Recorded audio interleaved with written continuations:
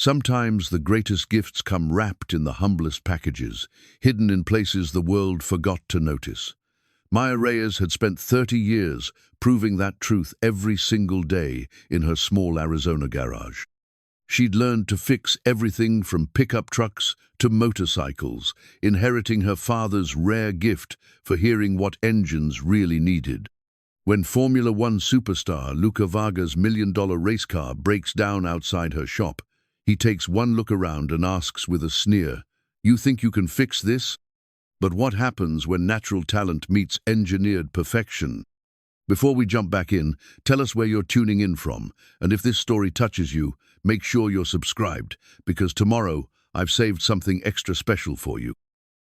The morning sun cast long shadows across the cracked asphalt of Route 47, where Maya Reyes had opened Reyes Auto Repair at 5:30 sharp, just as she had every weekday for the past 15 years.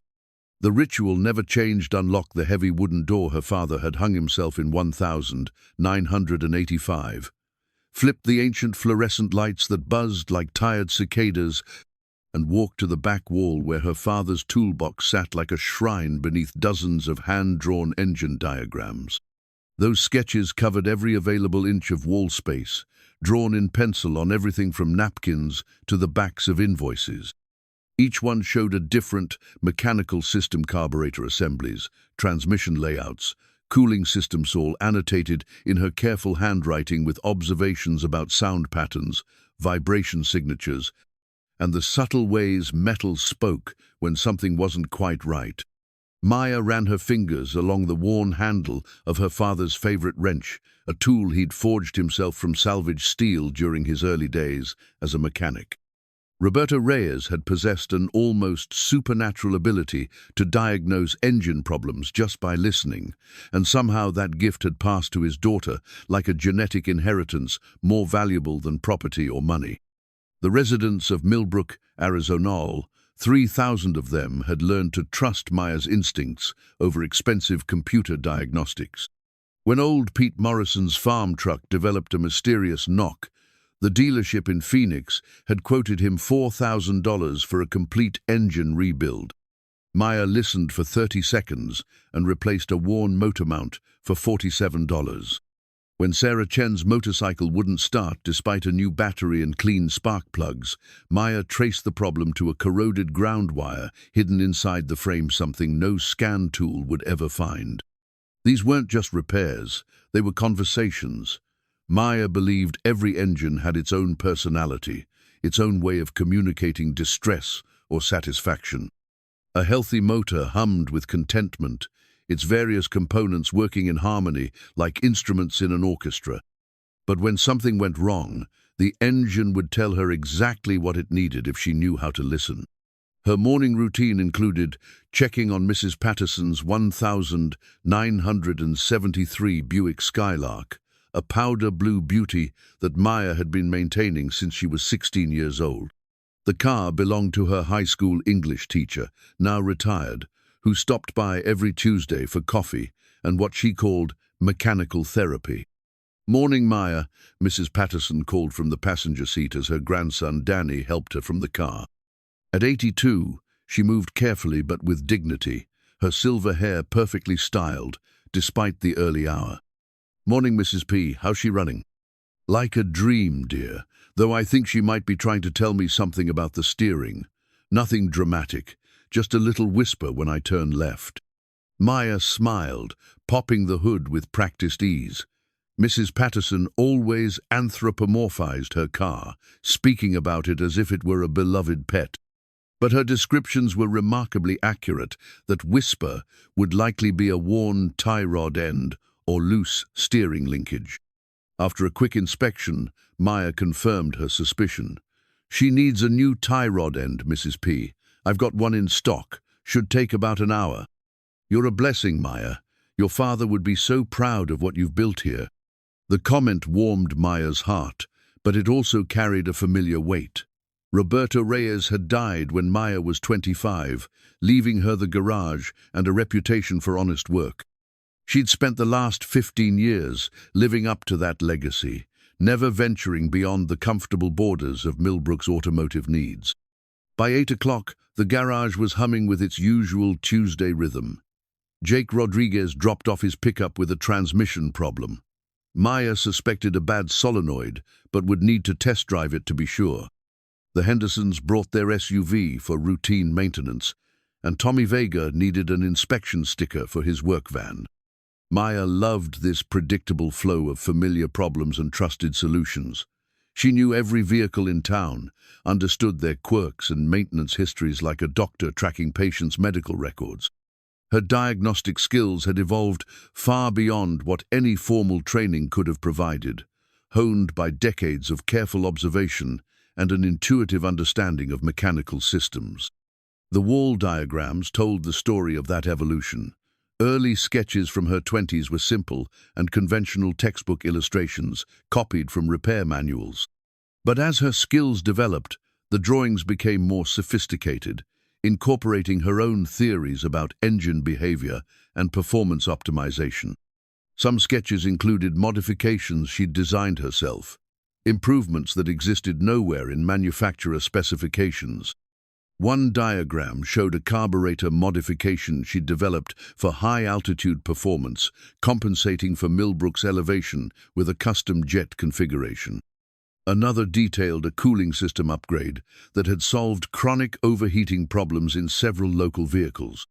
These weren't random experiments. Each innovation addressed a specific problem she'd encountered repeatedly in the desert climate. By 10:30, Maya was deep underneath Jake's pickup when she heard an unfamiliar sound approaching on Route 47, not the rumble of a diesel truck or the whine of a motorcycle, but something else entirely. A high-pitched mechanical whine, accompanied by the distinctive whistle of a sophisticated turbocharger and the rapid-fire percussion of a high-revving engine under stress.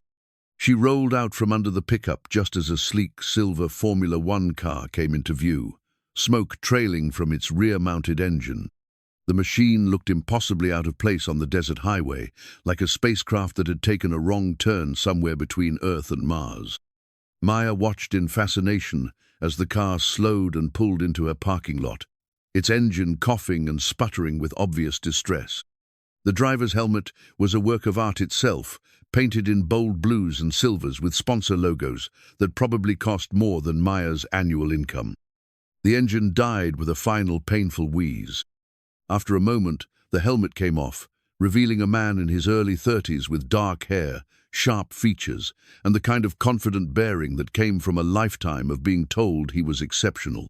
Even sitting in the disabled race car, his posture suggested someone accustomed to being the center of attention.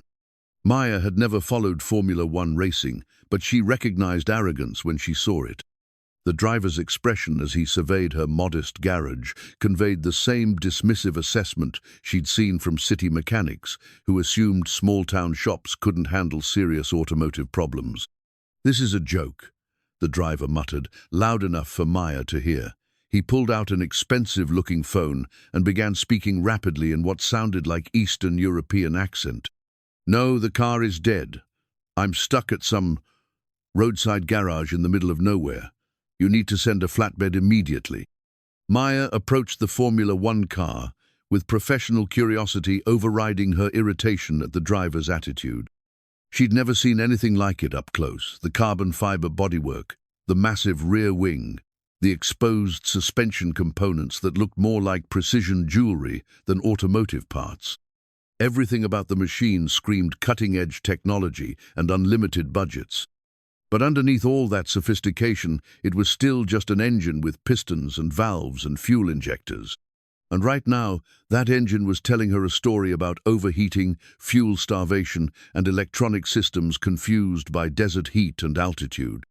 The driver finished his phone call and noticed Maya examining his car.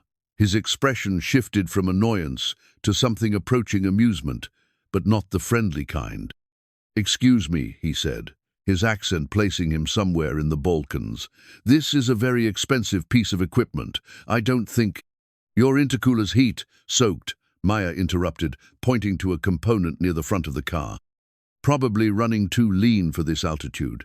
and your ECU's throwing codes because the air temperature sensors weren't calibrated for desert conditions. The driver stared at her for a moment, clearly surprised that she'd identified specific technical issues, but his expression quickly hardened back into skepticism. "Look, I appreciate the analysis," he said, the word dripping with condescension. "But this car represents about $15 million in engineering. It's not something you fix with duct tape and good intentions." Maya felt the familiar flash of irritation she got when people assumed her capabilities based on her environment. She'd encountered this attitude before, usually from dealership mechanics who thought small-town shops couldn't handle modern electronics or complex systems. $15 million, she repeated, walking slowly around the car, and it can't handle a warm day in Arizona. The driver's jaw tightened. These cars are designed for specific operating parameters. They're not meant to be driven on public roads in extreme heat. "Then maybe," Maya said, meeting his eyes directly, "whoever designed it should have asked someone who understands how engines actually work in the real world." For a moment, the two of them stood in the desert heat, the disabled race car between them like evidence in some unspoken argument about the nature of expertise. The driver's phone buzzed with what sounded like a text message, and his expression grew more frustrated as he read it. "The recovery team can't get here until tonight," he said, more to himself than to Maya. "This is unbelievable." Maya looked at the car again, her practiced eye taking in details the driver probably didn't even notice. The way heat shimmer rose from certain components, the pattern of oil residue around gasket surfaces, the subtle discoloration of exhaust components that suggested running temperatures outside optimal ranges. "You know," she said finally, "I could probably get it running again." The driver turned to look at her with an expression of pure disbelief. Then, slowly, his mouth curved into a smile that contained no warmth whatsoever. "You think you can fix this?" The question hung in the desert air between them, loaded with challenge and dismissal in equal measure. Maya heard echoes of every doubt she'd ever faced, every assumption about her abilities based on her gender, her location, her lack of formal credentials. But she also heard something else, the whisper of an engine that needed understanding more than expensive diagnostics, mechanical sympathy more than sophisticated computers. "I think," Maya said quietly, "your car is trying to tell you something. The question is whether you're willing to listen." The Formula One car's data logger sat like a black box of secrets in the cockpit, its LCD screen flickering with diagnostic codes that meant nothing to most people, but everything to the engineers who'd programmed it. Maya approached the sophisticated device with the same careful attention she gave to any new mechanical puzzle, understanding that this computer held the key to understanding what had gone wrong. "That's a $50,000 data acquisition system," Luka said, watching her examine the display. "It monitors over 300 sensors in real time and stores every microsecond of performance data." Maya nodded, studying the scrolling numbers and error codes. The system was impressive, but she could already see its limitations. Like most computer diagnostics, it told you what had happened, but not necessarily why it had happened, and certainly not what you should do about it. "Says here you've got fuel pressure fluctuations, intake air temperature warnings, and NOx sensor alerts," she said, reading from the screen. "When did it start?" "About 20 miles back," Luka admitted, his tone slightly less condescending now that she'd demonstrated familiarity with the system. "The engine just started losing power, running rough. Temperature gauges went into the red zone." Maya walked around to the rear of the car where the engine lay exposed, its carbon fiber cover removed to reveal a masterpiece of engineering that looked more like modern art than automotive hardware. Every component was precisely machined, perfectly positioned, optimized for maximum performance under ideal conditions. But ideal conditions didn't include Arizona desert heat and 7,000-foot elevation. "Your problem isn't the engine," Maya said after a few minutes of careful examination. "It's the engine management system trying to compensate for conditions it wasn't programmed to handle." She pointed to the intercooler, a sophisticated heat exchanger designed to cool compressed air before it entered the engine. This thing works great at sea level in 60-degree weather. But up here, with ambient temperatures over 90 degrees, it can't keep up. Your ECU keeps adding fuel to compensate for what it thinks is a lean condition, but that just makes everything run hotter. Luka frowned, clearly struggling between skepticism and the evidence of his disabled car. The team's engineers have run thousands of simulations. The fuel mapping is perfect. For European racetracks, Maya agreed. But you're not on a racetrack. You're in the Sonoran Desert, and your computer doesn't know the difference. She spent the next hour diving deeper into the car's systems, following wiring harnesses and examining components with the methodical thoroughness her father had taught her. The data logger provided useful information, but Maya trusted her senses more than sensors. She listened to the way air moved through intake passages, felt the heat radiating from various components, observed the subtle patterns of wear and stress that told stories no computer could read. Luka watched her work with growing fascination, clearly surprised by her systematic approach and detailed knowledge of the car's complex systems. This wasn't the random poking around he'd expected from a small-town mechanic. Maya worked with the confidence of someone who understood exactly what she was looking for. "The intercooler's only part of the problem," she announced, emerging from underneath the rear wing assembly. "Your fuel pumps are cavitating because they're not designed for this altitude. Lower air pressure means the fuel boils at a lower temperature, and your high-pressure system is creating vapor bubbles that interrupt flow." "That's impossible," Luka said automatically. "The fuel system is state-of-the-art." "State-of-the-art for sea level," Maya corrected. "Up here, physics works a little differently." She spent another 30 minutes tracing electrical connections and examining the car's sophisticated cooling system. The more she learned about the machine, the more she appreciated its incredible engineering and the more she understood its fundamental limitations. "Can you fix it?" Luka asked finally, his earlier arrogance replaced by genuine curiosity. Maya considered the question carefully. The car needed more than simple repairs. It needed adaptation to environmental conditions its designers had never anticipated. That would require modifications to fuel mapping, cooling system adjustments, and electronic recalibration that went far beyond typical maintenance. "I can get it running," she said, "but it's going to take some time, and I'll need to make some changes your engineers probably won't like." "What kind of changes?" Maya pointed to several components in sequence. "Different thermostat settings to run the cooling system harder, modified fuel pressure curves to compensate for altitude, maybe some airflow restrictions to reduce intercooler heat soak." Luka's expression shifted through surprise, skepticism, and something that might have been respect. "You understand all that just from looking at it?" "Engines are engines," Maya said simply. "Doesn't matter if they cost 50,000 or 50 million, they all need the same things: air, fuel, spark, compression. Everything else is just complexity." She walked over to her tool cart and began gathering equipment, not the computerized diagnostic tools Luka might have expected, but simple mechanical instruments her father had taught her to use. A compression gauge, vacuum tester, multimeter, and several custom tools she'd fabricated herself over the years. "What are you doing?" Luka asked.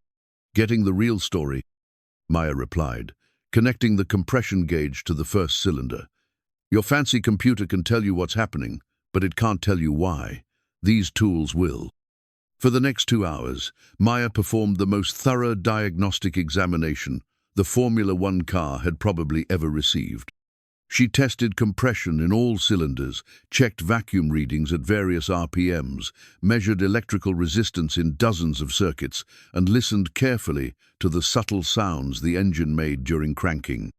The data logger had reported problems, but Maya's analysis revealed the underlying cause and potential solutions the computer could never have suggested. "Your compression is actually perfect," she told Luka, showing him the gauge readings. "Electrical systems are fine too. The problem is that your engine management computer is fighting the environment instead of adapting to it." She pulled out a weathered notebook filled with her own handwritten observations about high-altitude engine behavior, accumulated over decades of working on vehicles in Arizona's challenging conditions. See, most people think computers are smarter than mechanics, Maya said, flipping through pages of carefully recorded data. But computers only know what they're programmed to know. They can't improvise or adapt to unexpected situations. Luka studied her notebook, clearly intrigued by the detailed observations and hand-drawn diagrams. You've seen this problem before? Different engines, same physics, Maya explained. Turbocharger systems, fuel injection, electronic controls, they all react the same way to altitude and heat. The solutions are usually pretty simple once you understand what's really happening. As afternoon shadows lengthened across the garage, Maya began implementing her fixes. She adjusted cooling system parameters, modified fuel pressure settings, and recalibrated several sensors to account for local conditions. Each change was small and conservative, but together they addressed the fundamental conflicts between the car's programming and its environment. Luka observed every step of the process, asking detailed questions about her reasoning and methodology. His initial skepticism had given way to genuine interest in her approach, though he still seemed incredulous that his million-dollar race car could be improved by a small-town mechanic using hand tools and intuition. "Try it now," Maya said finally, wiping her hands on a shop rag. Luka climbed into the cockpit and pressed the starter button. The engine caught immediately, settling into a smooth idle that sounded completely different from its earlier distressed coughing. The data logger's error codes disappeared one by one, replaced by normal operating parameters. "That's impossible," Luka breathed, watching the display screens show perfect readings across all systems. Maya smiled, the quiet satisfaction of a job well done warming her chest. Sometimes the impossible just means you're thinking about the problem wrong. Luka revved the engine experimentally, listening to its smooth response and watching temperature gauges remain well within normal ranges despite the afternoon heat. The transformation was remarkable, like the difference between a sick patient and a healthy one. "How did you know?" he asked, shutting down the engine and removing his helmet. "The car told me," Maya said simply. "I just had to listen." For the first time since his arrival, Luka looked at Maya without any trace of condescension or doubt. Something had shifted in that garage. Some fundamental assumption about expertise and understanding had been quietly overturned. "I owe you an apology," he said finally. Maya shrugged, already turning her attention to cleaning up her tools. "You owe me a diagnostic fee. The apology you can keep." But as Luka prepared to leave Millbrook behind, both of them sensed that something important had happened here, something that would resonate far beyond a simple roadside repair.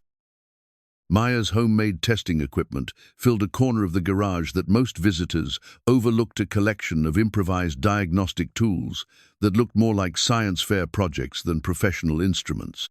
Built from salvaged oscilloscopes, modified multimeters, and mechanical components cannibalized from decades of repair work, these devices could diagnose problems with an accuracy that often surprised owners of much more expensive equipment. The morning after Luka's departure, Maya found herself thinking about the Formula One car more than she'd expected.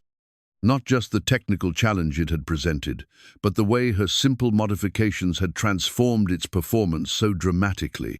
She'd seen the data logger readings engine, temperatures dropping 15 degrees, fuel efficiency improving by 12%, power output increasing across the entire RPM range. Those weren't marginal improvements. They were the kind of gains that Formula One teams spent millions trying to achieve through computer modeling and wind tunnel testing. Maya was calibrating one of her custom pressure sensors when she heard vehicles approaching, not the familiar rumble of local traffic, but the synchronized hum of a convoy.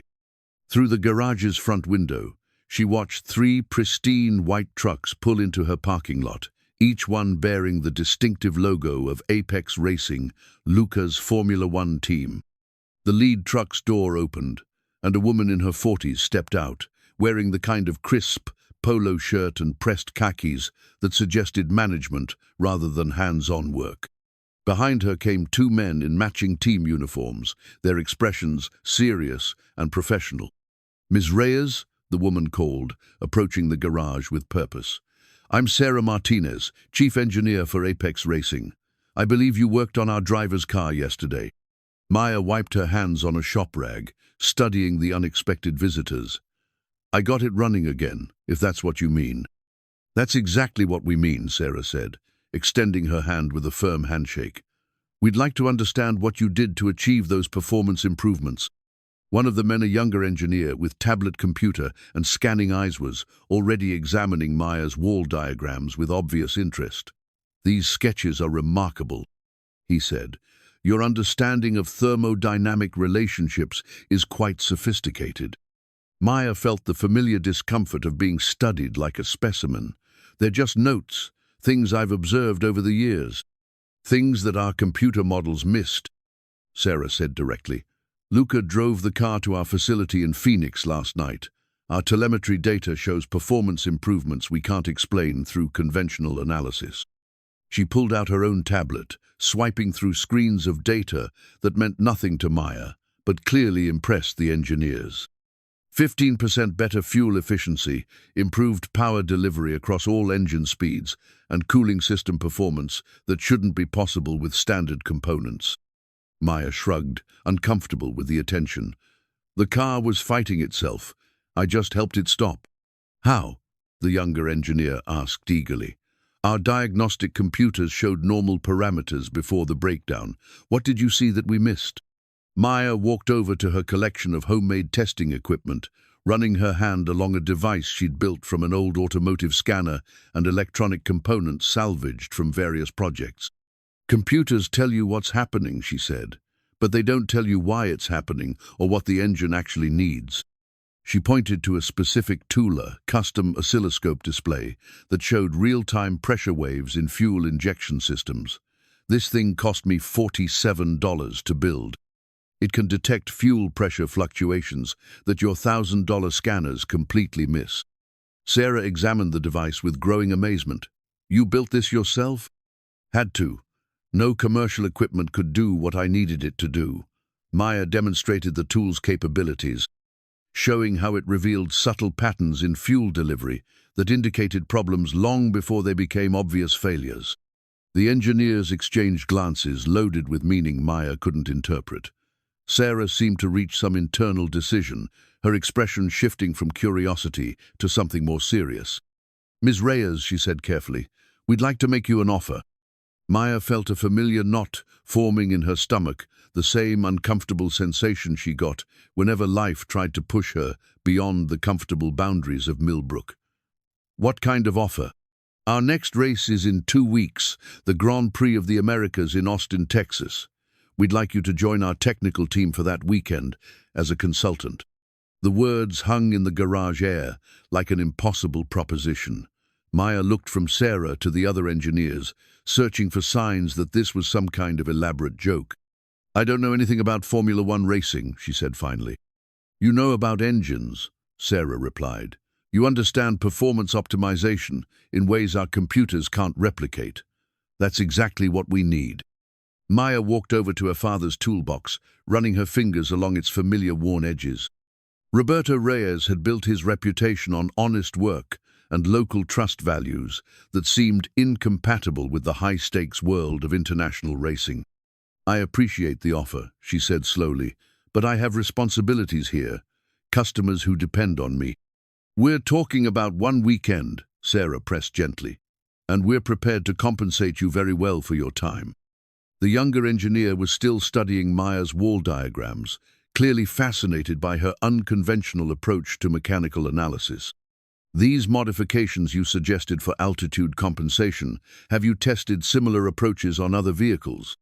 Maya nodded toward a section of diagrams covering high-performance modifications she'd developed over the years. Turbocharger systems, mostly. A lot of people around here modify their trucks for better performance, and the altitude creates unique challenges. Remarkable, the engineer murmured, photographing several of her sketches with his phone. You've essentially developed your own methodology for high-altitude tuning. Sarah watched Maya carefully, clearly sensing her hesitation. What if we started smaller? What if you just looked at our data from yesterday's testing and told us what you think? No commitment beyond that. Maya considered the proposition. Looking at data felt less threatening than joining a racing team, more like the diagnostic work she did every day. "I suppose I could take a look." Sarah smiled, pulling out her tablet again. "Excellent. Here's what we recorded during Luka's drive to Phoenix." For the next hour, Maya studied telemetry data unlike anything she'd ever seen. Hundreds of sensors, recording everything from tire temperatures to suspension movement, fuel flow rates to aerodynamic pressures. The information was overwhelming in its complexity, but underneath all the sophisticated measurements, she could recognize familiar patterns. "Your intercooler efficiency is still suboptimal," she observed, pointing to temperature readings on the display. "And look at these fuel pressure spikes. The pumps are still working too hard." "Can you fix those problems?" Sarah asked. Maya studied the data more carefully, her mind automatically working through potential solutions. "Probably, but I'd need to see the actual car, not just numbers on a screen." "We can arrange that," Sarah said immediately. "Our shop in Phoenix is only 2 hours away. You could look at the car this afternoon and be home by evening." Maya felt the walls of her comfortable world shifting around her, creating openings she'd never imagined. The logical part of her mind recognized this as an extraordinary opportunity, a chance to test her skills against the most sophisticated automotive technology in the world. But another part of her, the part that valued stability and predictability, wanted to return to the familiar rhythm of local repairs and trusted relationships. "I need to think about it," she said finally. Sarah nodded understandingly. "Of course. But don't think too long. We're testing again tomorrow, and those performance improvements you achieved could make the difference between winning and losing our next race." As the Apex racing team prepared to leave, Maya found herself staring at her homemade diagnostic equipment with new eyes. For decades, she'd thought of these tools as necessities born from limited budgets and isolation. But now she wondered if they might represent something more, a different approach to understanding machines that could complement or even surpass conventional methods. "Miss Reyes," Sarah called from the truck. "Luka asked me to give you this." She handed Maya a business card with Luka's contact information written on the back in careful handwriting. "Thank you for listening when others couldn't hear. The offer stands LV." Maya pocketed the card, watching the convoy disappear down Route 47. For 30 years, her world had been measured in the distance between Millbrook's borders. Now, suddenly, it felt like those borders were expanding whether she was ready or not. Luka's championship trophy from his rookie year sat on the mantelpiece of his Phoenix hotel suite, a golden reminder of what he'd once been capable of achieving. 5 years ago, he'd been Formula One's rising star, fearless young driver who'd won 3 races in his debut season and finished third in the championship standings. The trophy represented not just success, but the promise of greater triumphs to come. Now, staring at that gleaming symbol while reviewing disappointing telemetry data from recent races, Luka felt the weight of expectations that had become increasingly difficult to bear. 2 seasons without a victory. Performance numbers that showed him sliding toward the middle of the pack. Whispers in the paddock about whether his best days were behind him. His phone buzzed with a text from Sarah Martinez. "Maya Reyes agreed to visit the shop tomorrow. Don't screw this up." Luka smiled despite his frustration. Sarah's directness was one of the qualities that made her an excellent chief engineer, even when it stung. She'd been with Apex Racing since its founding, transforming a small privateer team into a legitimate championship contender through sheer technical expertise and relentless attention to detail. If Sarah thought Maya could help their performance problems, Luka was willing to set aside his pride and listen. The next morning, he drove to Apex Racing's Phoenix facility with a mixture of anticipation and nervousness he hadn't felt in years. The team's headquarters occupied a modern industrial building designed specifically for Formula One, operations climate-controlled workshops, sophisticated testing equipment, and engineering offices filled with the latest computer modeling software. Maya arrived at precisely 10 o'clock, driving her worn pickup truck into a parking lot filled with luxury cars and team transporters. Watching her step out of the vehicle and survey the impressive facility, Luka was struck by how completely out of place she seemed and how little that appeared to bother her. "Welcome to our home," he said, approaching with what he hoped was a more respectful demeanor than their first meeting. Maya nodded, studying the building's sleek architecture. "Impressive. Must cost more to air-condition this place than I spend on rent." Sarah emerged from the main entrance, flanked by several team engineers, who'd clearly been briefed about their unusual consultant.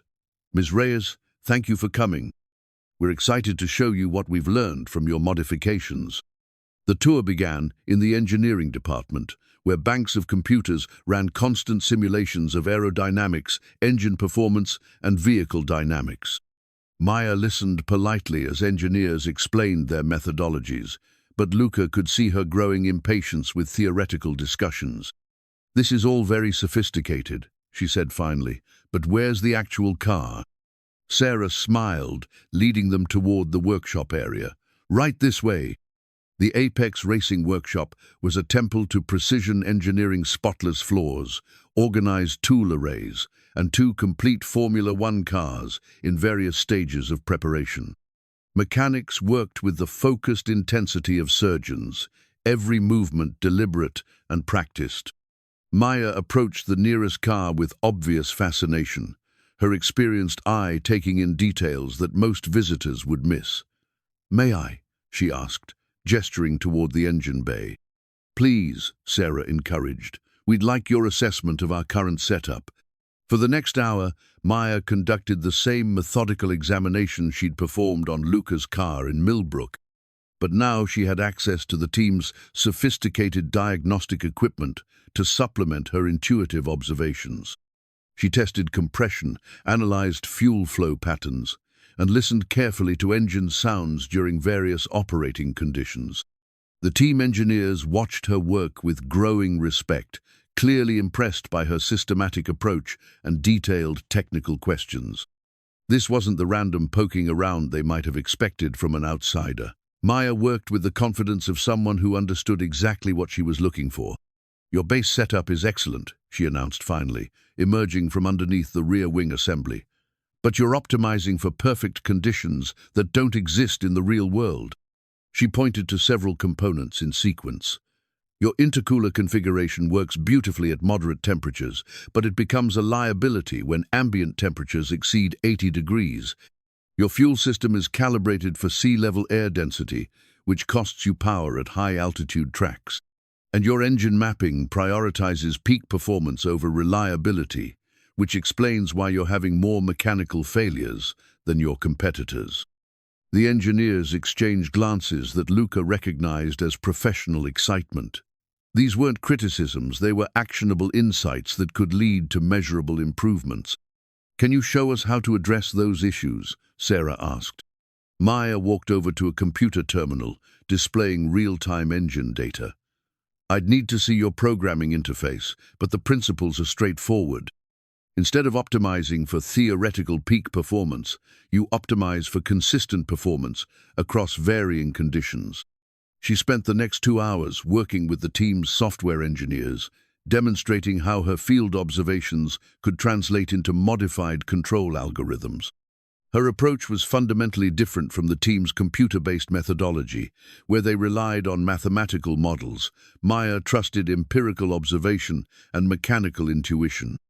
"This is fascinating," said James Chen, the team's head of engine development. "You're essentially arguing for adaptive systems that respond to environmental changes in real time." "Not arguing," Maya corrected, "just describing what engines actually need to perform consistently." Luka watched the collaboration with growing amazement. Maya's unconventional insights were challenging assumptions the team had held for years, forcing them to reconsider fundamental approaches to performance optimization. "What made you think of these modifications?" he asked during a brief break. Maya considered the question carefully. "Working on vehicles in Arizona teaches you that theoretical performance and real-world performance are often very different things. Altitude, temperature, humidity, they all affect how engines behave. Most people try to fight those conditions instead of adapting to them. And that's what we've been doing wrong? Not wrong, exactly, just incomplete.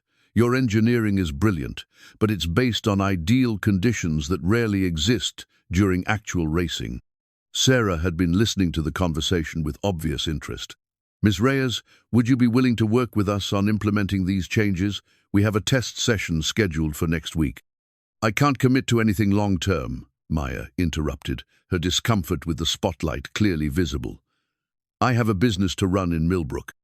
We understand, Sarah said quickly. But what if we started with just the test session? You could observe how the car performs with your modifications under racing conditions.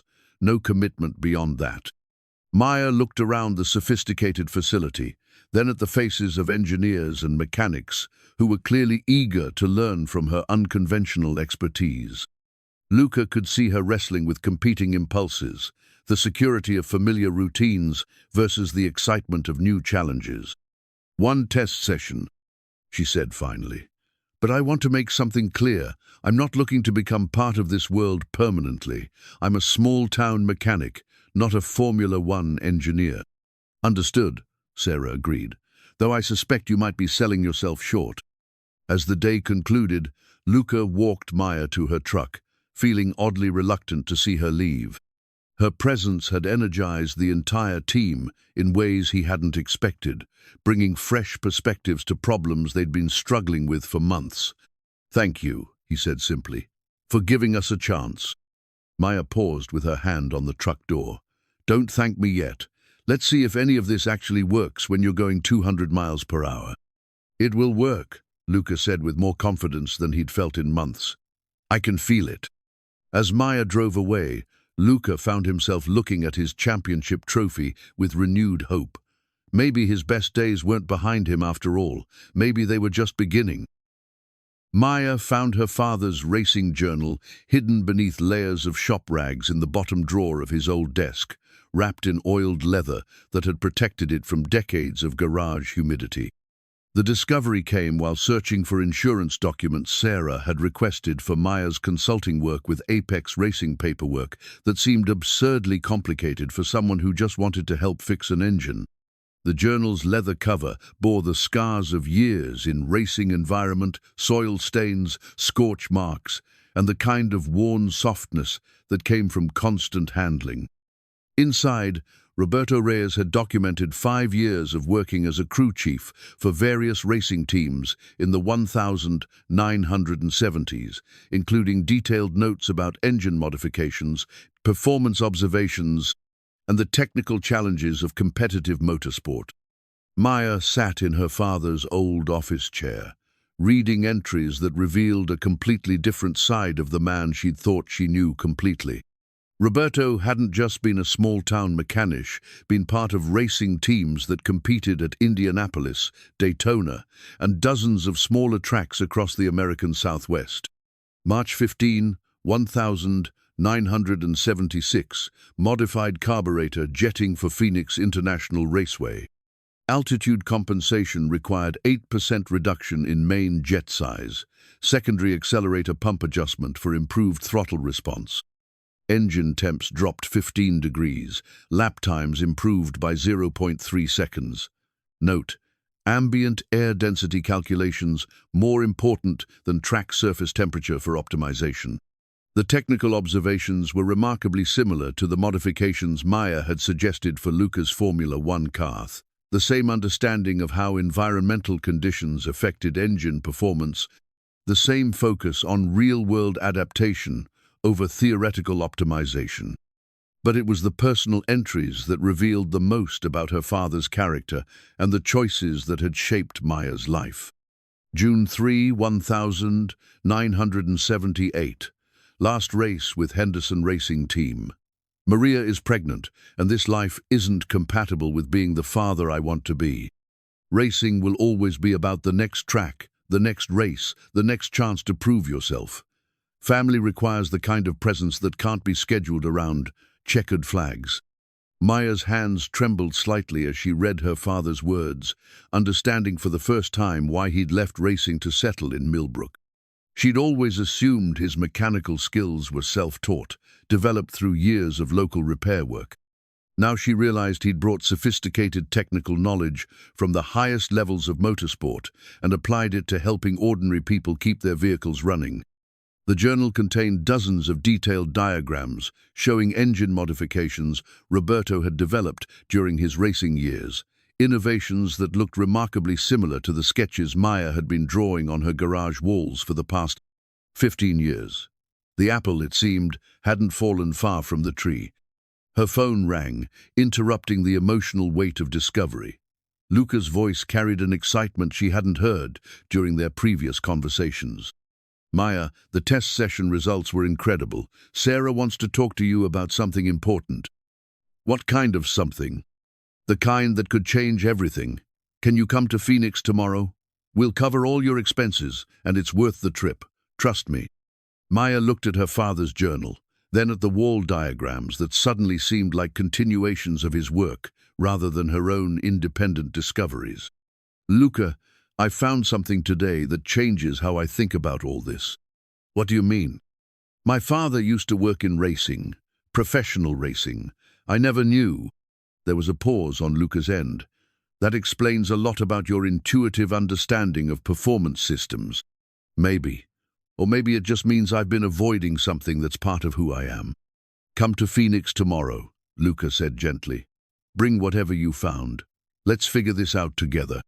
The next morning, Maya drove to the Apex racing facility with her father's journal on the passenger seat, its presence somehow making the familiar journey feel like a pilgrimage rather than a business trip. She'd spent the previous evening reading every entry, absorbing technical insights that bridged the gap between her small-town experience and the sophisticated world of Formula One racing. Sarah met her at the entrance with barely contained enthusiasm. "Maya, the telemetry data from yesterday's test is extraordinary. We need to discuss your future with the team." "My future?" "The Austin Grand Prix is in 10 days.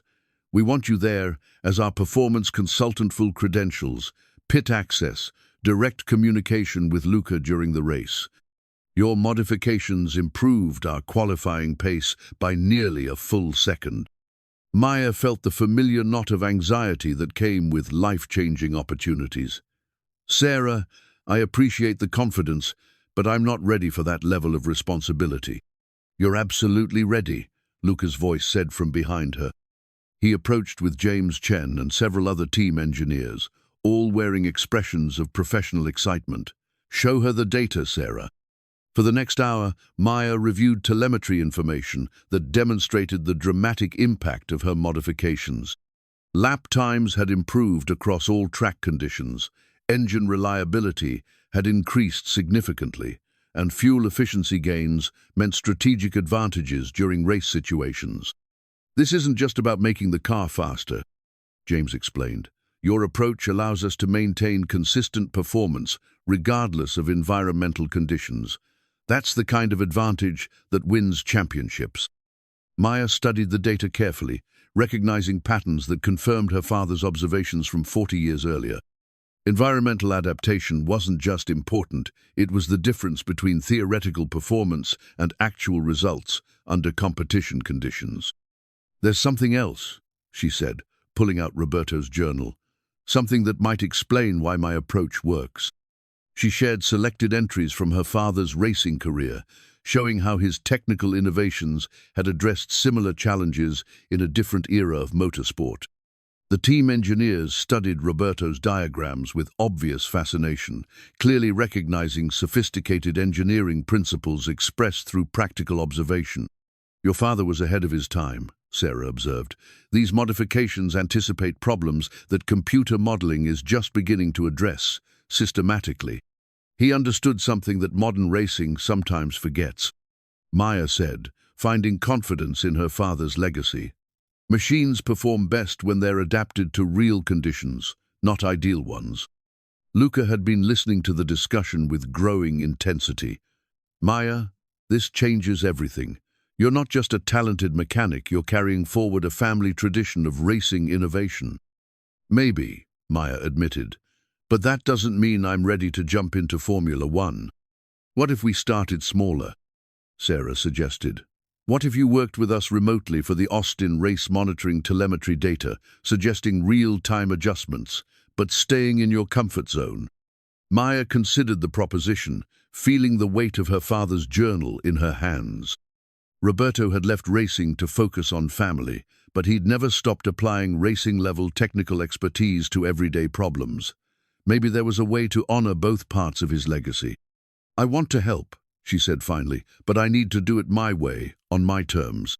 "Whatever you need," Luka said immediately. Maya looked around the sophisticated facility, then at the faces of engineers and mechanics who'd come to respect her unconventional expertise. For the first time since this journey began, she felt like she might be exactly where she was supposed to be. "Let's start with Austin," she said, "and see what happens from there." The team's telemetry data streamed across multiple monitors in the Apex Racing Command Center, creating a river of numbers that told the story of every mechanical component working in harmony, struggling against unexpected conditions. Maya sat before the primary display station, watching real-time information from Luka's car during the first practice session at the Circuit of the Americas in Austin, Texas. This was her first exposure to Formula One racing, as it actually happened not the carefully controlled environment of the Phoenix test facility, but the chaotic reality of 20 cars competing at speeds that pushed both machinery and human capability to their absolute limits. "Sector 2 times are inconsistent," Sarah observed, studying Maya's modifications through the lens of competitive performance. "Engine temperatures are perfect, but something's affecting cornering speeds through the technical section." Maya focused on the telemetry data with the same methodical attention she brought to diagnosing problems in Millbrook, but now she was working with information more complex and detailed than anything she'd encountered. Every sensor reading represented a different aspect of performance at higher temperatures, suspension movement, aerodynamic pressures, fuel flow rates. "The problem isn't mechanical," Maya said after studying the patterns for several minutes. "Look at these brake temperature readings compared to throttle position. Luka's being too careful with the engine modifications, not trusting the improved cooling performance." James Chen leaned over her shoulder, examining the data streams Maya had highlighted. "You think he's driving conservatively because he's worried about reliability?" "I think he's driving like someone who's been burned by mechanical failures," Maya replied. "But the modifications address those reliability concerns. He can push harder now." The insight revealed something Maya was beginning to understand about the psychological aspects of racing performance. Technical improvements meant nothing if drivers couldn't trust them completely, and trust came from experience rather than data alone. "Can you talk to him directly?" Sarah asked, pointing to the radio headset that would connect Maya to Luka's cockpit. Maya hesitated, feeling the weight of responsibility that came with real-time coaching during competitive conditions. In her garage, mistakes meant inconvenience and additional work. Here, mistakes could mean crashes at 200 miles per hour. "Luka, this is Maya," she said finally, pressing the transmit button. "Your engine temperatures are running 15 degrees cooler than normal. You can push harder through the technical sections." "Copy, Maya," came Luka's voice through the static of radio transmission. "Engine feels strong, but I'm being cautious after yesterday's issues." "Yesterday's issues were addressed by the modifications," Maya responded. "Trust the data, trust the work we did." Over the next 20 minutes, Maya watched telemetry readings change as Luka gradually increased his aggression through the corners, where he'd been driving conservatively. Lap times dropped consistently, brake temperatures remained within safe limits, and engine performance stayed well within the parameters Maya's modifications had established. "That's more like it," Sarah said with satisfaction, watching Luka climb from 8th position to 4th in the practice session standings. "Maya, your understanding of the relationship between technical changes and driver confidence is remarkable." Maya felt a warm glow of professional satisfaction, but also a growing awareness of how different this environment was from her familiar world of predictable problems and straightforward solutions. Formula One racing involved layers of complexity, technical, psychological, strategic, that required constant adaptation and real-time decision-making. During the break between practice sessions, Luka returned to the pit area with obvious excitement about the car's improved performance. "Maya, the modifications feel completely different now that I trust them. The engine responds exactly how you said it would." "Good," Maya said simply. "But there's something else we need to address." She pulled up telemetry data from the session, highlighting patterns that showed subtle inconsistencies in power delivery during rapid acceleration phases.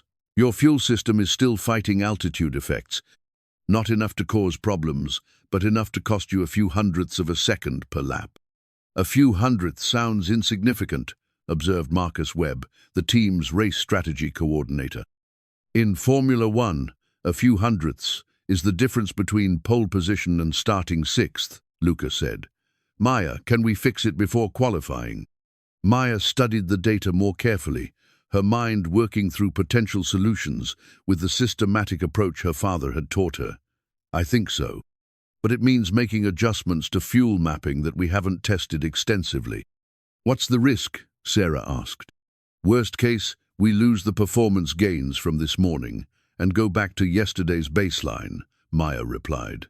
"Best case, we pick up another 2 or 3 tenths of a second." The team engineers exchanged glances, loaded with competitive calculation. In Formula One, 2 tenths of a second could mean the difference between championship contention and midfield obscurity. "Do it," Luka said without hesitation. "I trust your judgment." For the next hour, Maya worked with the team's software engineers to implement fuel mapping changes based on her analysis of high-altitude performance characteristics. The modifications were subtle but significant adjustments that addressed the same fundamental issues she'd been solving for decades in Arizona, but applied to the most sophisticated racing technology in the world. "These changes look good on paper," James said, reviewing the updated engine parameters. "But we won't know for certain until Luka takes them out for qualifying." As the afternoon qualifying session approached, Maya felt the nervous energy that came with putting theoretical improvements to practical tests. Her modifications had shown promise during controlled testing, but qualifying represented the ultimate validation of failure of her technical insights. "Maya," Luka said as he prepared to return to the cockpit, "whatever happens out there, you've already changed how this team thinks about performance optimization."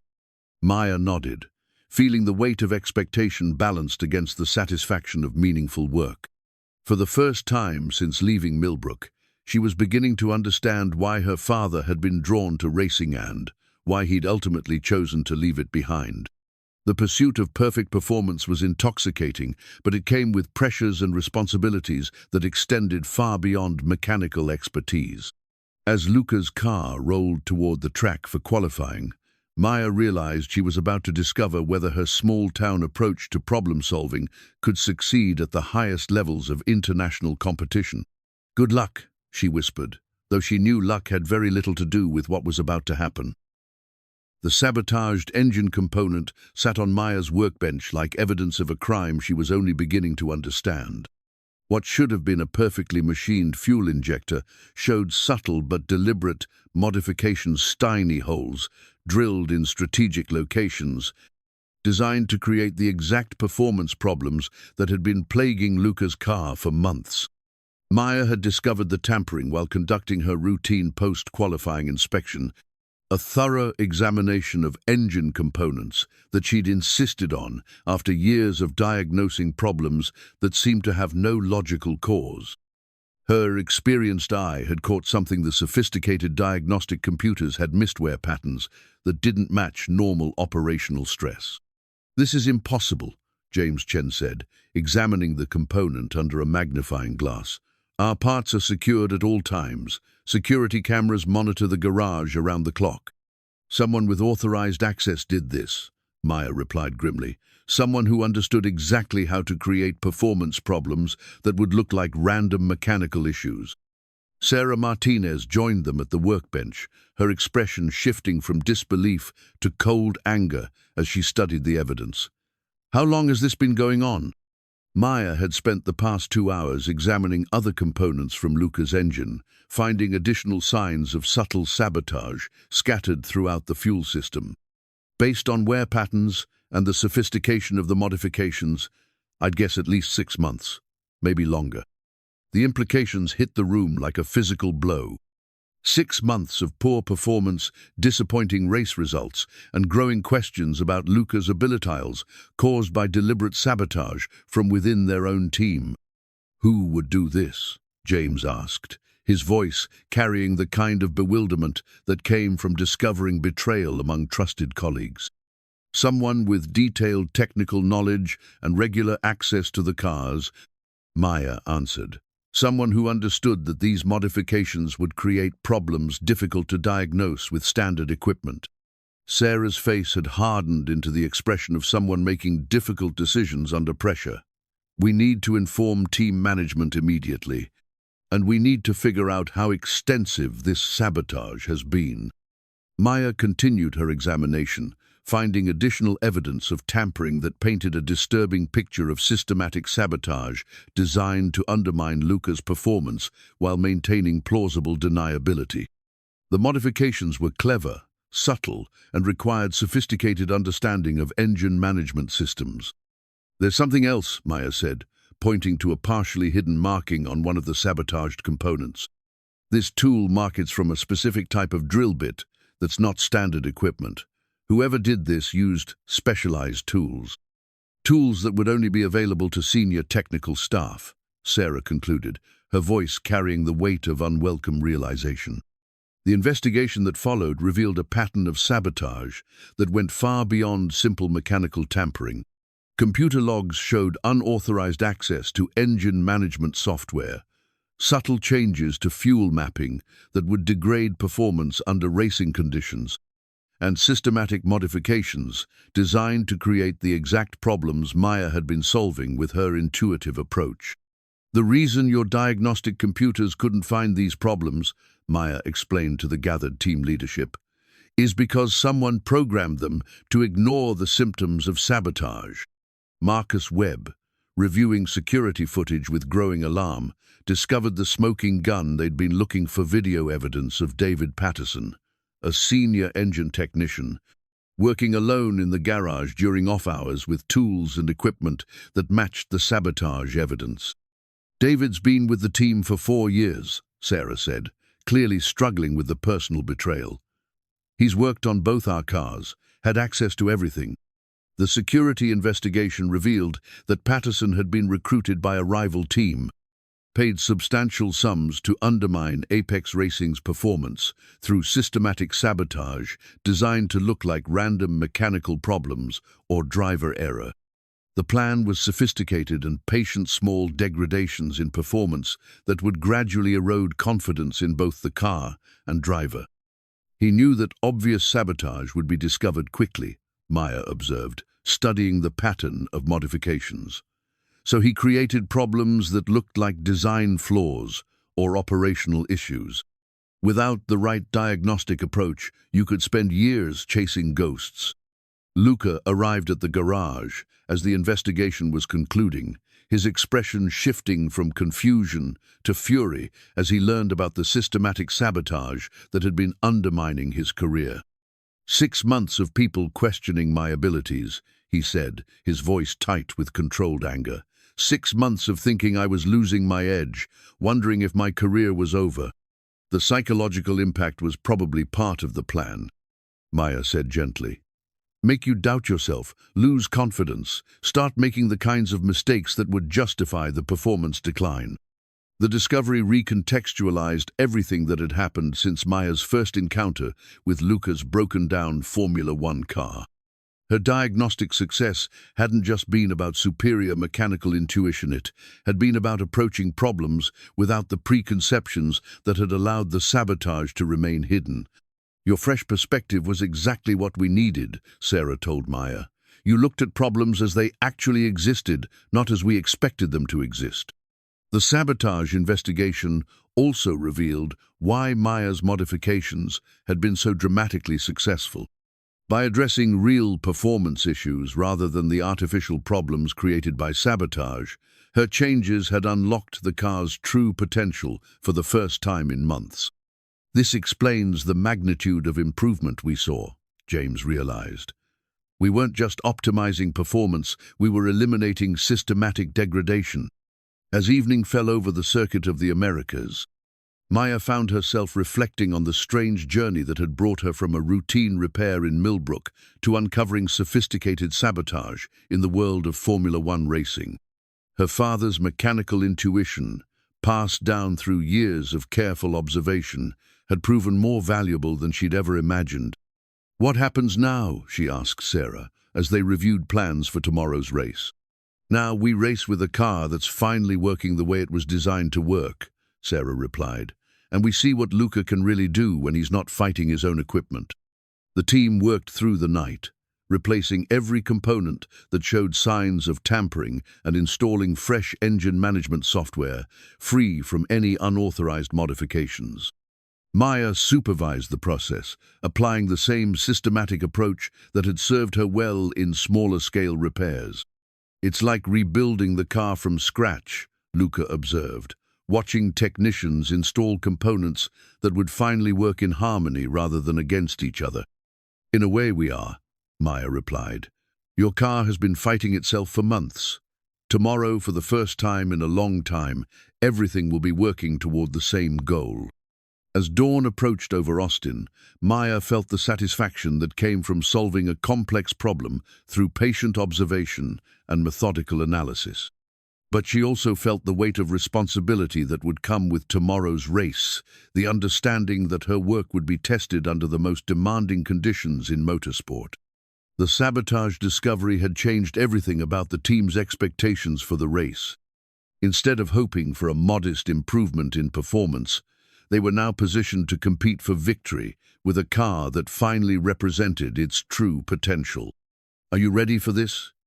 Luka asked as they watched the sunrise over the circuit. Maya thought about her father's racing journal, about the choice he'd made to leave competitive motorsport behind for a quieter life focused on family and community service. She thought about the familiar comfort of her Millbrook garage, where problems had clear solutions and success was measured in satisfied customers rather than championship points.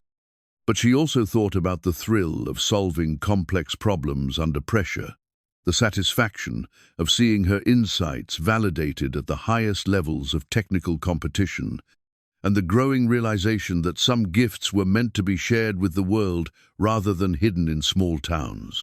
"I'm ready," she said simply. Tomorrow would prove whether her unconventional approach to mechanical problems could succeed when everything was on the line. Maya's custom-built diagnostic device represented the culmination of 30 years spent understanding how machines communicated their needs through subtle signals that computers couldn't interpret. Built from components salvaged from decades of repair work and enhanced with modern electronics, the device could monitor engine performance in ways that bridged the gap between intuitive observation and sophisticated data analysis. She'd worked through the night to adapt the device for Formula One applications, creating a one-of-a-kind tool that would give her real-time insight into Luka's car during the most important race of his career. The championship standings were tight enough that a victory in Austin could propel him into serious title contention, while a poor result might end those hopes entirely. "This is remarkable craftsmanship," said Dr. Elena Rodriguez, the team's new performance analyst who'd been brought in to replace David Patterson after his sabotage activities were discovered. "You've essentially created a mechanical translator converting subtle engine behaviors into readable data patterns." Maya adjusted the device's calibration settings, fine-tuning its sensitivity to match the specific characteristics of Luka's newly rebuilt engine. "Engines have personalities, just like people. This device helps me understand what this particular engine is trying to say." The morning of race day brought an intensity Maya had never experienced, even during her father's brief racing career documented in his journal. The circuit of the Americas buzzed with the controlled chaos of Formula One, Preparation 20 teams, and hundreds of support personnel focused on 2 hours of competition that would justify months of preparation and millions of dollars in expenses. "Maya, can you walk through the race strategy one more time?" asked Marcus Webb, the team's strategy coordinator, who'd been working overtime to optimize their approach for Luka's improved performance capabilities. Maya studied the telemetry data from qualifying, where Luka had secured third position on the starting grid's best qualifying performance in over a year. "The key is managing tire temperatures through the middle stint. With the improved cooling efficiency, we can push harder for longer periods, but we need to be smart about when to use that advantage."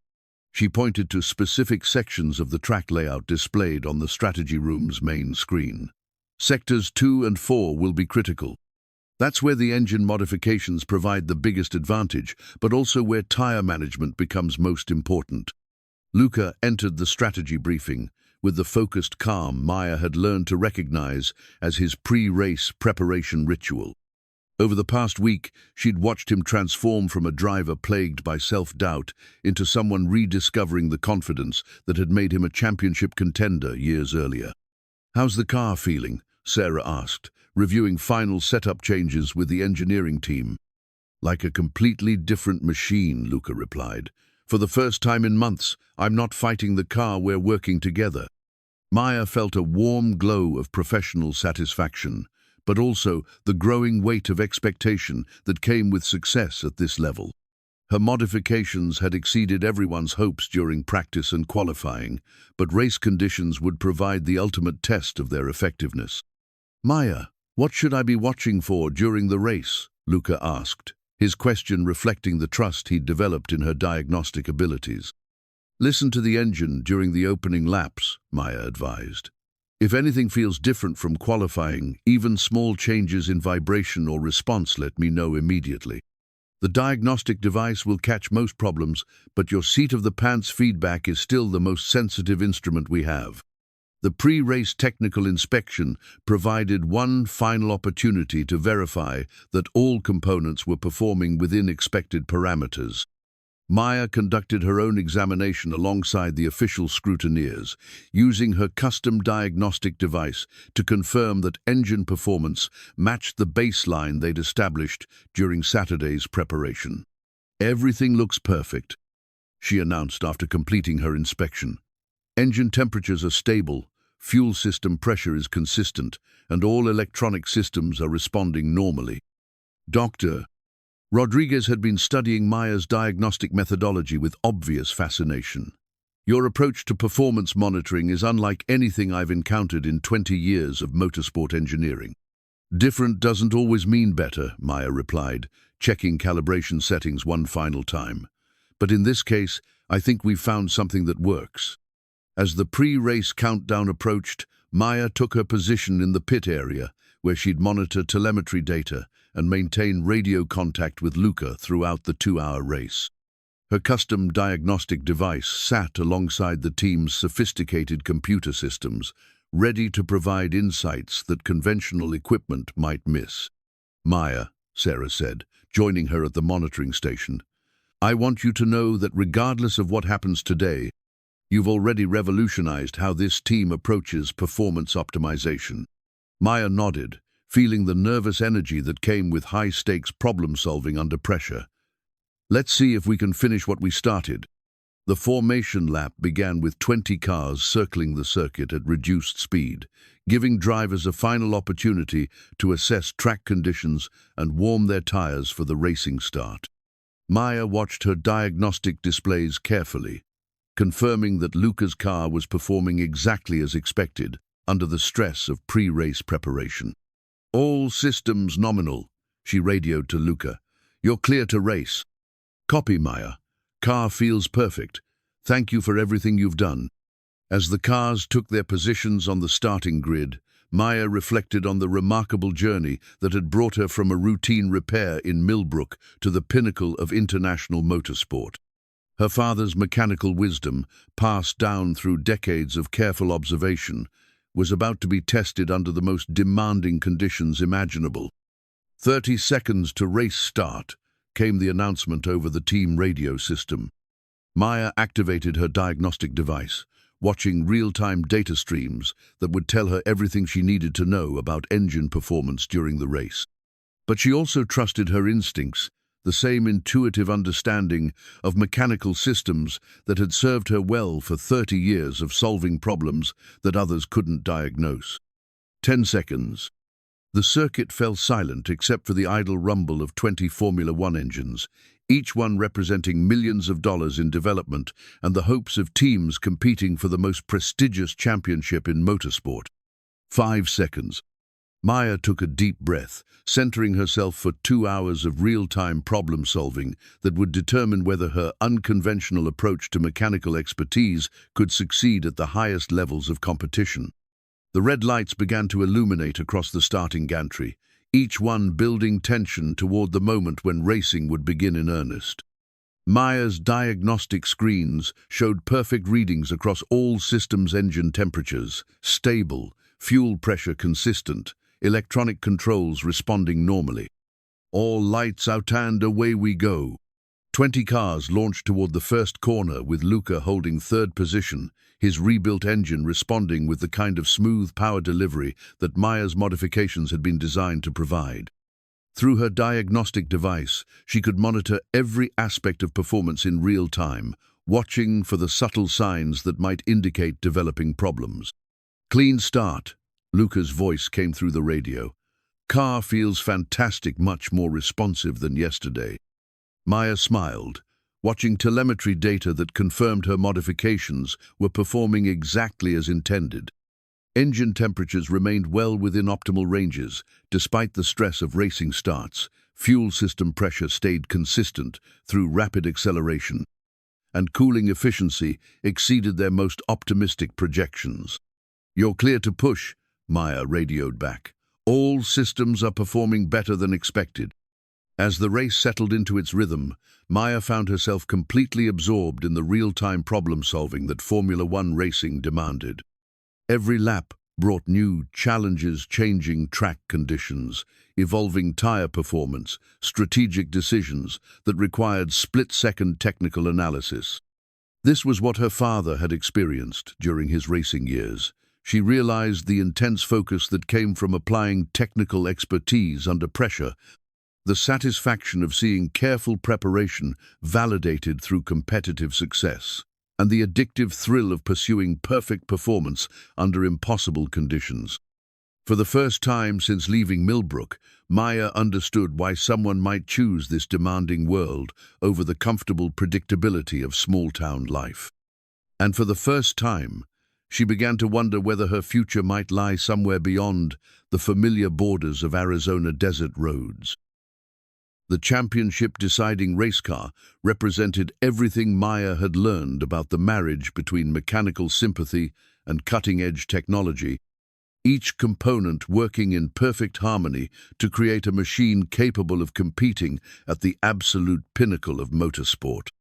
40 laps into the Austin Grand Prix, Luka had climbed from third to second place, pressuring the race leader while managing tire degradation with the precision that only came from complete trust in his equipment. Maya's diagnostic screens showed performance data that exceeded even her most optimistic projections. Engine temperatures remained 15 degrees cooler than previous races, fuel efficiency had improved by 8%, and power delivery stayed consistent despite the sustained high-stress operation that typically caused gradual performance degradation. "Gap to leader is down to 2 seconds, Marcus Webb announced over the team radio. "Luka's lap times are getting faster while everyone else is slowing down." Maya monitored the real-time data streams with the focused intensity her father had described in his racing journal, watching for the subtle indicators that might signal developing problems before they became obvious failures. Her custom diagnostic device detected patterns in engine behavior that the team's conventional equipment couldn't interpret, providing early warning of issues that could derail their championship hopes. "Maya, I'm catching the leader faster than expected." Luka's voice crackled through the radio static. "The car feels stronger now than it did at the start of the race." "That's normal with your setup," Maya replied, studying cooling system data that showed her modifications were working exactly as designed. "Your engine is actually getting more efficient as it reaches optimal operating temperature. You can maintain this pace for the remaining distance." The strategy had been calculated around Maya's understanding of how the modified engine would behave during extended high-stress operation. While other cars suffered gradual performance loss as components heated up and systems stressed, Luka's machine was designed to maintain consistency throughout the entire race distance. "This is unprecedented," Dr. Rodriguez observed, studying telemetry data that defied conventional expectations about Formula One performance curves. Most cars lose 3 to 5% power output during a race. Luka's car is actually gaining efficiency. Maya watched the gap to the race leader continue to shrink, but she also monitored tire temperature data that would determine whether they could maintain their charging pace without destroying the rubber compounds that provided crucial grip for high-speed cornering.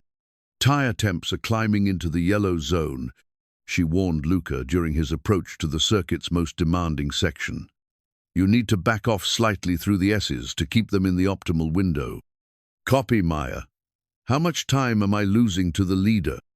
Maya consulted the real-time timing data, calculating the complex relationship between tire management and lap time optimization that would determine their strategic options for the race's final phase.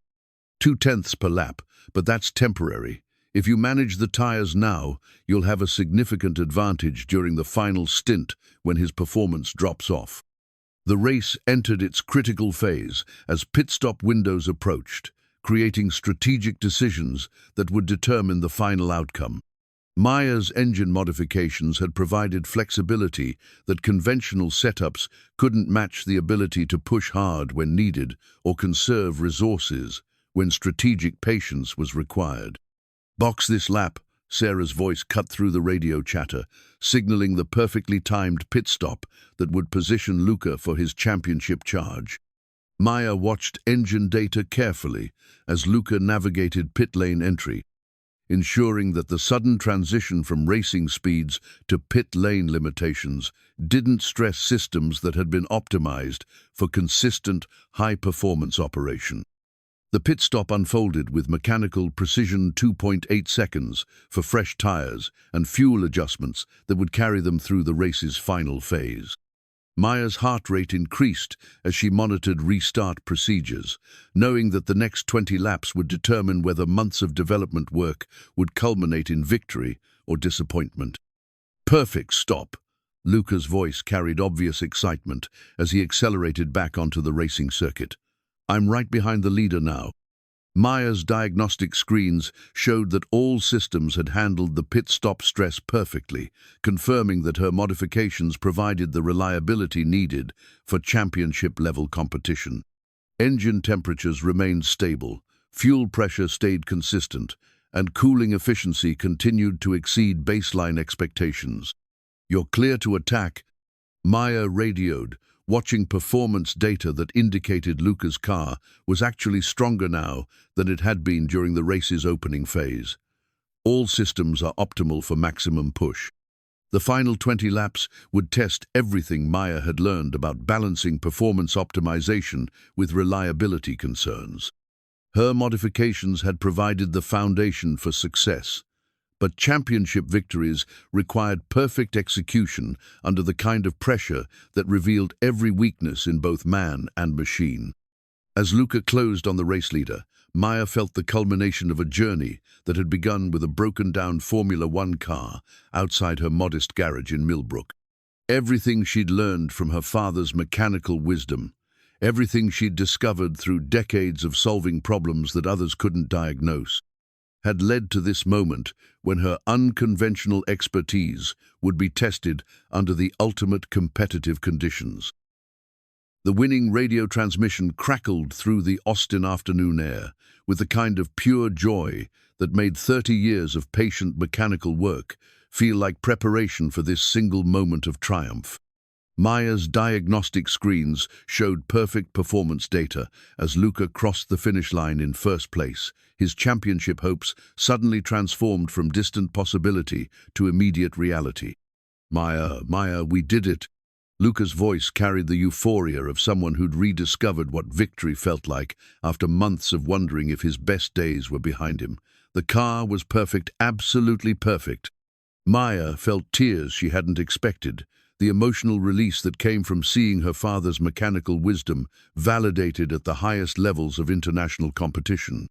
Through the garage windows, she could see Luka's car completing its victory lap, the checkered flag representing not just a single race win, but vindication of an approach to problem-solving that trusted intuition as much as instrumentation.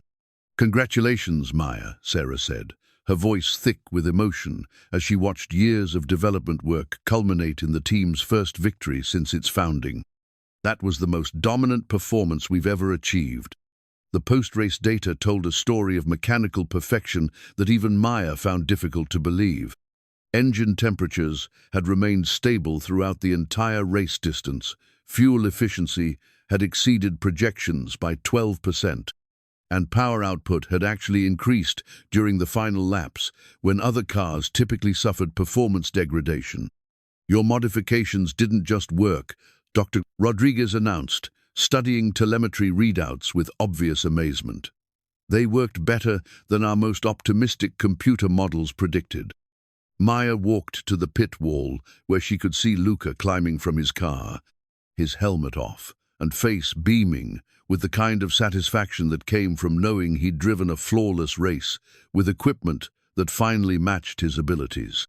The crowd's roar created a wall of sound that seemed to compress the emotions of the past week into a single, overwhelming moment. "Maya, you need to get down there," Marcus Webb said, pointing toward the podium area where victory celebrations were already beginning. "You're part of this victory." "I'm just the mechanic," Maya replied, feeling overwhelmed by the magnitude of attention that championship success brought with it. "You're the person who made this possible," Sarah corrected firmly. "Without your diagnostic insights, Luka would still be struggling with sabotaged equipment and questioning his own abilities." The victory celebration unfolded with the choreographed chaos that Formula One had perfected over decades of championship competition.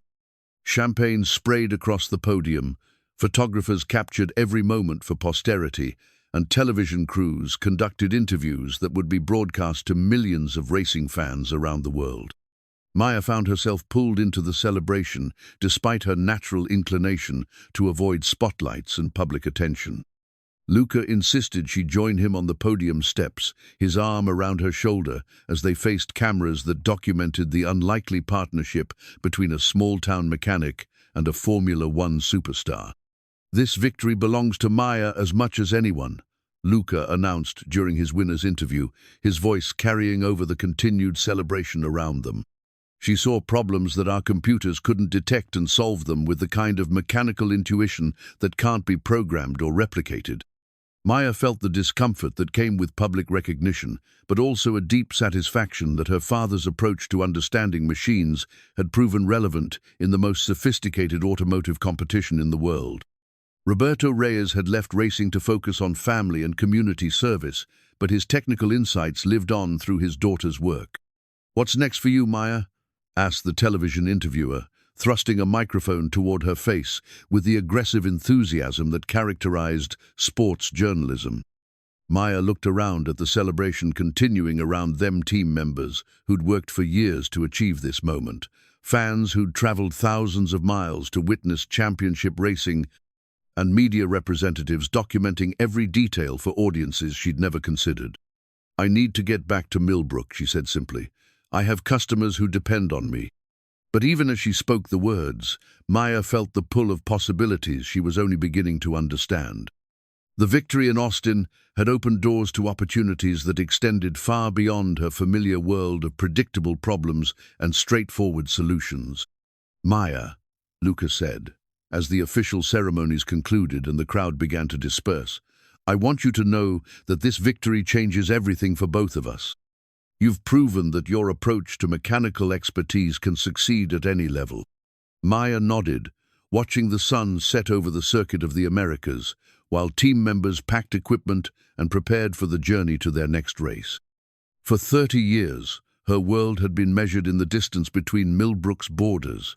Now, suddenly, those borders felt expandable in ways she'd never imagined. The winning radio transmission would be replayed countless times on racing broadcasts around the world.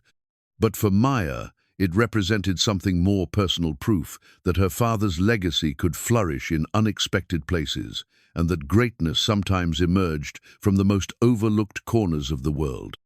As the celebration continued around them, Maya realized that victory in Austin hadn't ended her journey. It had revealed the true scope of what might be possible when mechanical sympathy met unlimited opportunity.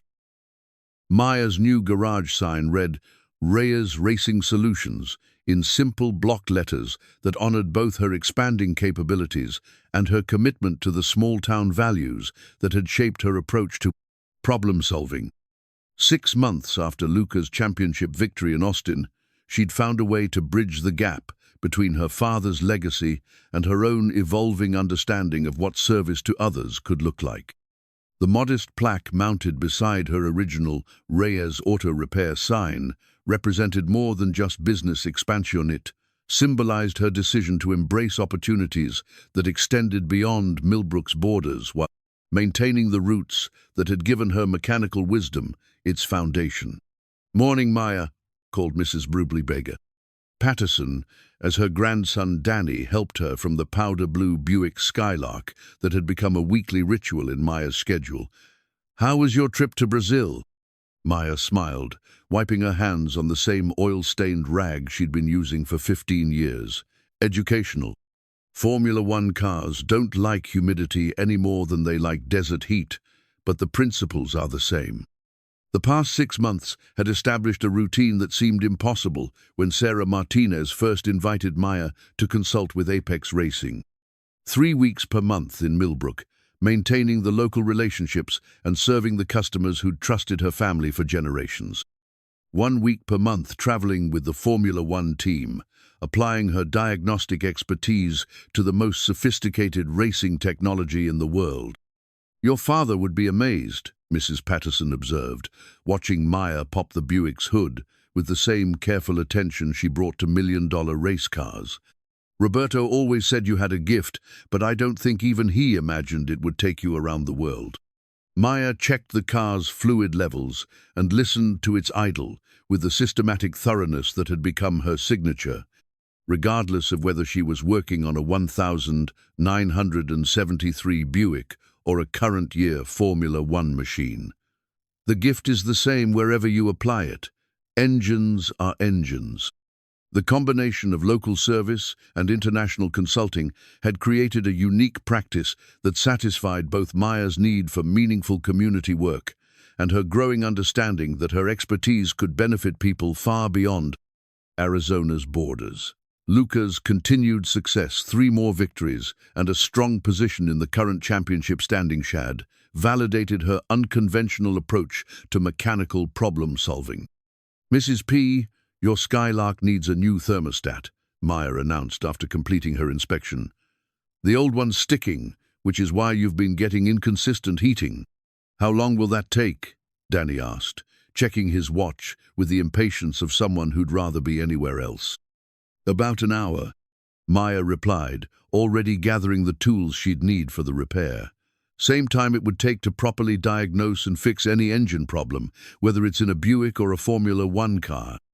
The morning progressed with its familiar rhythm of local repairs and customer conversations, but now Maya's work was informed by experiences that had expanded her understanding of mechanical systems beyond anything she'd imagined possible. Techniques learned while optimizing Formula One performance translated surprisingly well to helping pickup trucks run more efficiently in Arizona heat. "Maya, there's someone here to see you," called Jake Rodriguez from the garage entrance, his tone suggesting unusual excitement. Maya looked up from the Buick's engine bay to see Luka approaching with Sarah Martinez and a young woman she didn't recognize, someone whose oil-stained coveralls and confident bearing suggested hands-on mechanical experience. "Maya, I'd like you to meet Carmen Silva," Luka said with obvious enthusiasm. "She's been working on my car for the past month while you were here in Millbrook." Carmen extended her hand with a firm grip that reminded Maya of her own introduction to the Formula One world. "Miss Reyes, your diagnostic methodology has revolutionized how our team approaches performance optimization. I've been studying your techniques and trying to apply them to our European operations." Maya studied the young woman with interest, recognizing the combination of technical curiosity and practical experience that characterize the best mechanical minds. "What have you learned?" "That computers can tell you what's happening, but they can't tell you why it's happening," Carmen replied, echoing words Maya had spoken countless times. "Your approach bridges that gap in ways that pure data analysis can't replicate." Sarah stepped forward with the purposeful expression Maya had learned to associate with important announcements. "Maya, we'd like to discuss expanding your consulting arrangement. Carmen has been developing training programs based on your diagnostic methods, and we think there's an opportunity to share your expertise with other teams and manufacturers." Maya felt the familiar mixture of excitement and apprehension that came with life-changing opportunities. The success of her work with Apex Racing had created possibilities she'd never considered the chance to influence how mechanical problems were approached across the automotive industry. "What kind of expansion?" she asked carefully. "A formal partnership," Luka explained. "Half your time with us, half your time here in Millbrook, but with the resources to document and teach your methodology to other engineers and mechanics." Maya looked around her garage, taking in the hand-drawn diagrams that covered every wall, the collection of homemade diagnostic tools that had proven more valuable than expensive computers, and the comfortable familiarity of a workspace that had shaped 30 years of her life. "I appreciate the offer," she said slowly, "but I need to think about what that would mean for my responsibilities here." "We're not asking you to choose between your old life and a new one," Sarah said gently. "We're suggesting you might be able to enhance both." Mrs. Patterson had been listening to the conversation with obvious interest, her expression carrying the wisdom that came from watching life unfold over 8 decades. "Maya, dear, your father left racing because he wanted to serve his community, but maybe serving your community means sharing your gifts with more people than just us." Maya considered the proposition while completing Mrs. Patterson's thermostat replacement, her hands working automatically, while her mind processed possibilities that would have seemed impossible 6 months earlier. The victory in Austin had proven that her father's mechanical wisdom could succeed at any level of competition, but it had also revealed responsibilities that extended beyond personal achievement. "There's one condition," Maya said finally, wiping her hands and facing the group gathered in her garage. "Whatever we do, it has to honor the principle that brought me into racing in the first place." "Which is?" Luka asked. Maya gestured toward the wall diagrams that had guided her work for 15 years, then at the customer vehicles that represented decades of community trust.